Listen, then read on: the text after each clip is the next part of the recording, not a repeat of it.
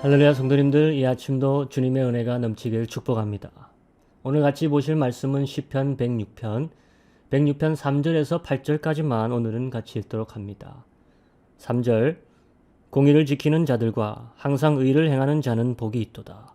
여호와여, 주의 백성에게 베푸시는 은혜로 나를 기억하시며 주의 구원으로 나를 권고하사 나로 주의 택하신 자의 형통함을 보고 주의 나라의 기업으로 즐거워하게 하시며 주의 기업과 함께 자랑하게 하소서. 우리가 열조와 함께 범죄하여 사특을 행하며 악을 지었나이다. 우리 열조가 애굽에서 주의 기사를 깨닫지 못하며 주의 많은 인자를 기억지 아니하고 바다 곧 홍해에서 거역하였나이다. 그러나 여호와께서 자기 이름을 위하여 저희를 구원하셨으니 그 큰 권능을 알게 하려 하심이로다. 아멘. 어제 같이 본 시편의 내용이 이스라엘을 자신의 백성 만드시려고 은혜의 역사를 일으키셨던 하나님을 보여주고 있었다면, 오늘 시편의 내용은 그런 하나님의 숭고한 의도를 짓밟고 자기 멋대로 살다 망해버린 이스라엘을 적나라하게 보여주는 내용입니다. 그래서 보기가 마음에 편치가 않습니다. 어제가 구원자의 성공의 스토리를 보여주었다면 오늘은 믿는 자의 실패의 스토리를 보여주는 것입니다. 하나님은 우리를 구원하시는데 성공하시지만 믿는 자가 하나님을 믿는데 실패하는 것을 적나라하게, 그것도 한두 번이 아니라 몇 번씩이나 상세히 예들을 들어가며 보여주는 것입니다. 한 번 믿는 것에 실패하는 것 이해할 수 있습니다. 우리는 육신이고 믿음이 약하니까. 그런데 한두 번이 아니라 그것이 10번이 되고 20번이 되고 그것이 하나의 트렌드가 되고 역사가 된다면 이것을 어떻게 우리가 하나님 앞에 정당화할 수 있겠습니까? 그런데 그것이 이스라엘의 역사입니다. 그리고 우리 많은 신앙인들의 씁쓸한 행로라는 것입니다. 그래도 이렇게 실패하는 이스라엘의 모습을 시편의 기자가 집중해서 그리고 있으니까 몇 군데를 같이 보기를 원합니다. 먼저 6절로 가서 시작하는 게 현명할 것입니다. 6절에 이렇게 이야기하고 있습니다. 우리가 열조와 함께 범죄하여 사특을 행하며 악을 지었나이다. 자, 이것이 왜 중요하냐면 누구는 못했고 나는 잘했다 이렇게 이야기하는 것이 아니라는 겁니다. 같은 하나님의 공동체인 자신의 민족의 신앙에 대한 책임을 같이 지겠다는 것입니다. 아니 시편의 저자가 뭐 그리 잘못한 게 있겠습니까? 신실하게 늘 하나님을 섬겼을 것인데. 그런데 그가 속한 공동체는 그렇지 못했다는 것을 자신의 죄악으로 여기고 모두가 담당해야 할 죄악으로 보고 회개하는 것입니다. 우리는 내가 못해도 남 탓하는데 남 못하는 것까지 자기 잘못이라고 지금 회개한다는 것입니다. 자, 7절을 봅니다. 우리 열조가 애굽에서 주의 기사를 깨닫지 못하며 주의 많은 인자를 기억지 아니하고 바다 곧 홍해에서 거역하였나이다. 깨닫지 못하고 기억하지 못하고 거역했다. 어디서부터요? 벌써 홍해에서부터 거역했다. 홍해라면 이제 막 애굽을 나서게 된 문턱입니다. 마지막에 가서 실패한 것이 아니라 물론 마지막에도 실패합니다. 12정탐꾼 사건을 기억하실 줄 압니다. 이미 출발부터 시발점부터 실패했던 모습을 보여주고 있습니다. 10가지 애굽에서의 재앙을 보고서도 눈앞에 넘실대는 파도가 있으니까 돌아가자고 했다는 것입니다.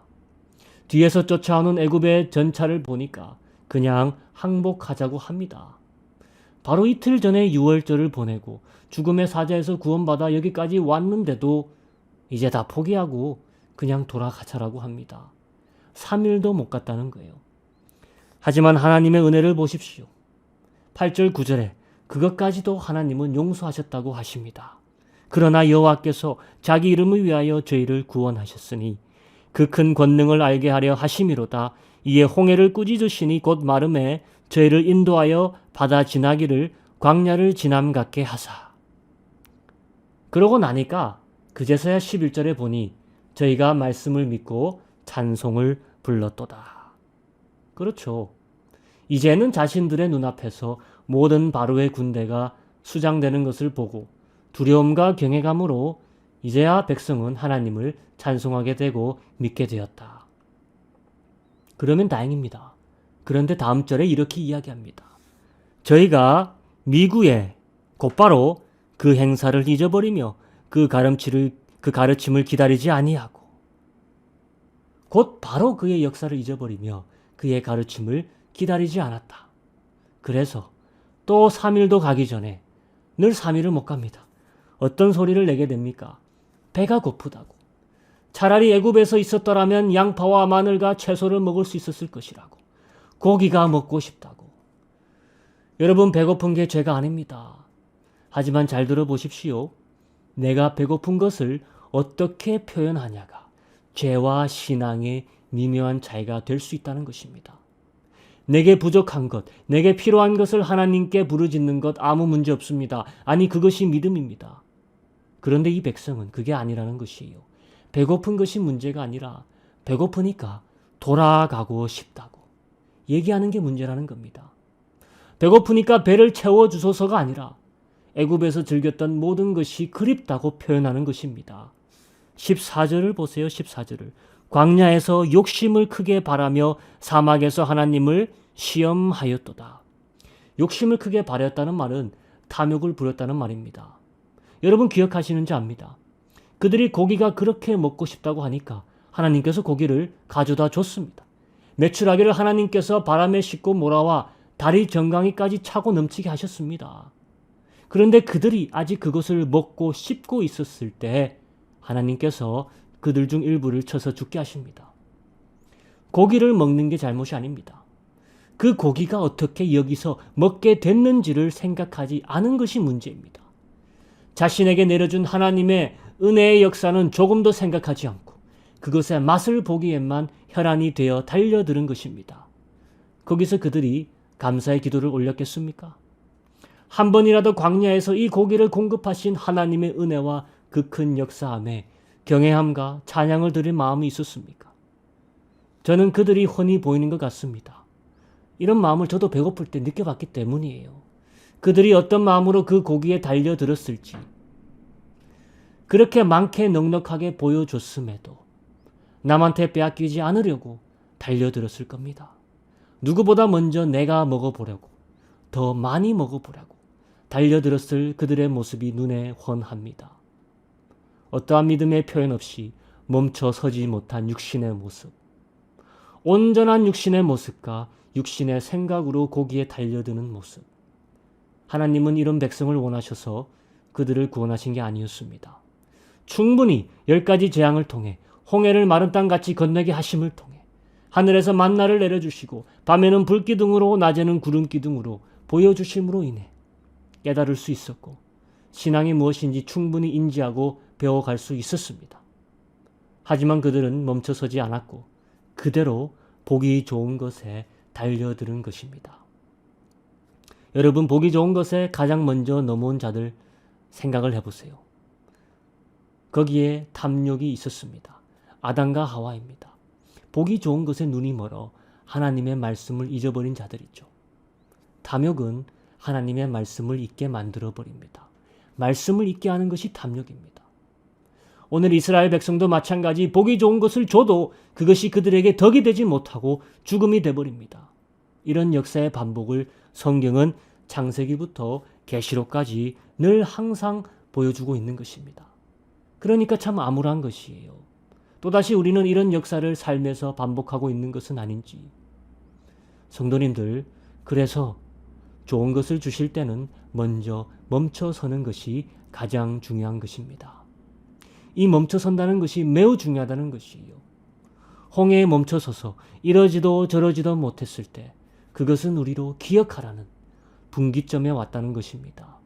우리의 위기에 우리는 그래도 대체로 멈춰섭니다. 위기니까. 하지만 우리가 실패하는 곳이 어딘지 아십니까? 하나님이 우리에게 좋은 것을 주셨을 때 멈춰서지 않는 것이에요. 거기서 실패하는 것입니다. 좋은 것에 대해서 내게 탐욕이 들어오고 있는 것인지, 좋은 것을 주신 하나님의 은혜와 그분의 뜻을 내가 충분히 생각하고 인지하고 있는지, 좋은 것이 내 눈앞에 보여질 때 그때 참 신앙인은 일단 멈춰서는 것입니다.